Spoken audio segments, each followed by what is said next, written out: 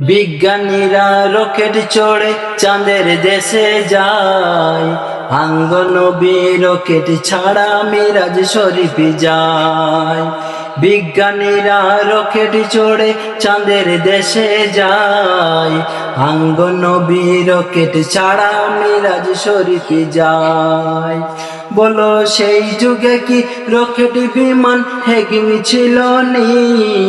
সেই যুগে কি রকেট বিমান হেগিমি ছিল নি?